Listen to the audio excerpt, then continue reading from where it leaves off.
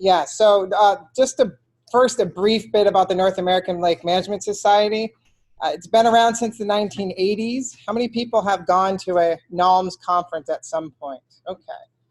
And this is since the 1980s, this has been their mission, to forge partnerships among citizen scientists and professionals to foster management and protection of lakes and reservoirs for today and tomorrow.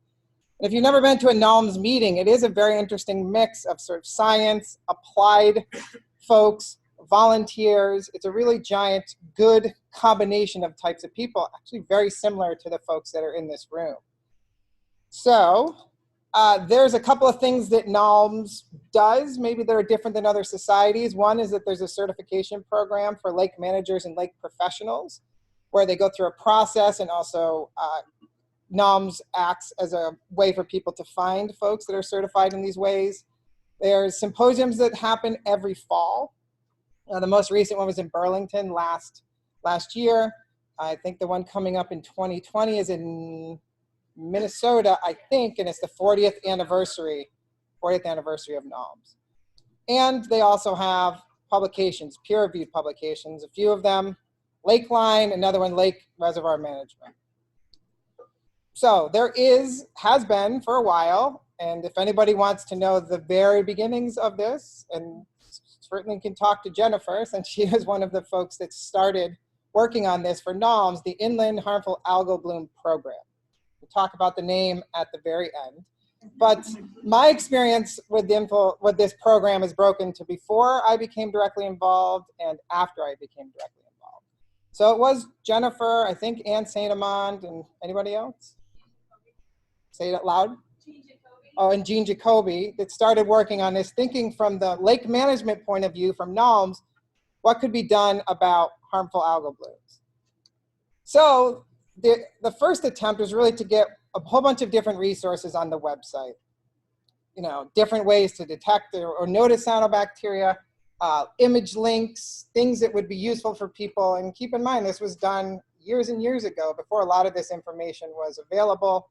And make sure that they had issues of their peer-reviewed journal, especially Lakeline, that were focused just on harmful algal blooms. And at conferences, try to make sure that folks that deal with managing blooms were present, and also have talks and different sessions about harmful algal blooms. Another thing that NALMS does is do position statements. So on their website, there's a position statement they have. Imagine that all three of those folks were involved in writing on toxic cyanobacterial blooms. Now, one of the questions to ask yourself always with an organization is why do you exist? And if you haven't ever heard of the idea of finding your why, you should Google that and watch a video. Why do you exist? And one thing you could say is we should be all things cyanobacteria to all people, and you can't. It's impossible. So what happened when Jennifer and Jean and Ann passed the torch to Angela and I in 2015 is to Angela and I to think, okay, here's what has been done. Here's the environment now. What does NALMS bring to the table? What can we as an organization do better than other folks can do? And so over several years, between meetings at conferences, phone calls, emails, we came up with 2 items to guide NALMS. One is this strategic plan, which I did dig out. It is nice. I love the way you formatted it too. The strategic plan about, from I think it was 2018 to 2020, what is it that NALMS could and should be doing? And anybody who knows me has seen a graph that looks something like this in their life. I love concept maps. It's a wonderful tool for getting people to see the flow of information. So Angela and I and folks in the committee worked on this concept map to try to identify what is it that we could and should do. And then we picked some of the things we could think could have the biggest impact in the short term to work on over the next several years. So one of those things, which was a no-brainer, was to continue the tradition of having Lakeline have related issues. And that is something I have to admit that has been almost 100% Angela who's driven this forward as I faded into the background to work on some other things. But this, every 2 years, we've had an issue come out, including one in 2019.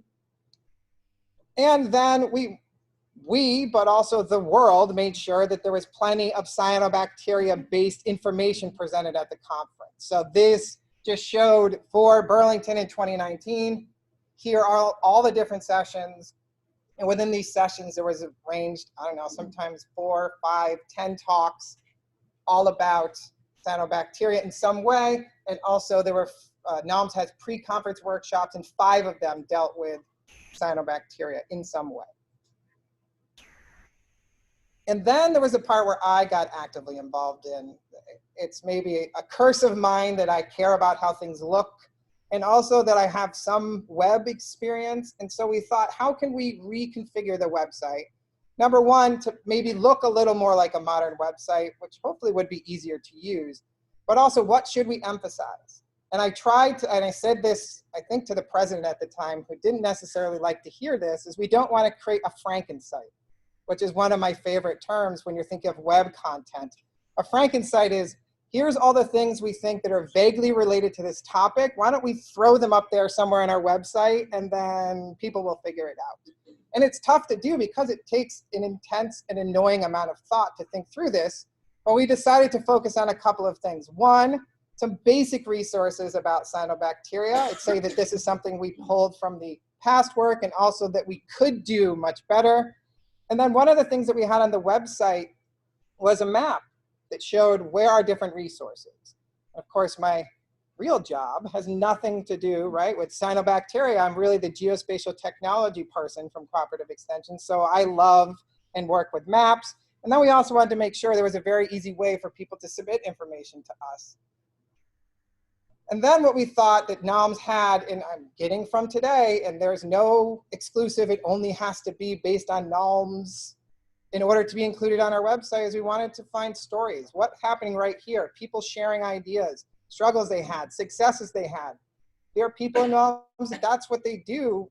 They just manage lakes. We wanted to figure out a way to profile, highlight, create, and share stories about the way people are trying to deal with cyanobacteria from all walks of life. And what I started by doing, and there's a section on the website now with stories, is just using the examples of all of the articles that were published in Lakeline HAB issues.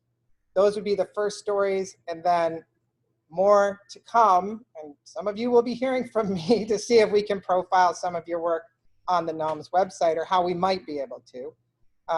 Just so you know, the website was done right before the NALMS meeting. Funny how that worked. Only in November of last year. And one of the things I spent a tremendous amount of time on that was benefiting from other people's work was trying to create a really good interface for accessing information about where resources are for each part of the country. There are various ways this has been done in the past, but folks like Angela, other people within NALMS compiled lists, and I created this interactive story map where you can zoom around to your part of the country, click on any of those points, and it has all of the local resources. You can even look by, if you just want to report a bloom or see bloom maps or advisories, or you want to know what are different projects that are happening around the region. This map includes North America and, so Canada and the United States. I hope to provide for Mexico too. I just don't have as much information, but this is a starting point. I would love people to look at this map and tell me that we're wrong. One person who's on the call remotely, I know, already did that, so I thank her. Yes, a few weeks ago.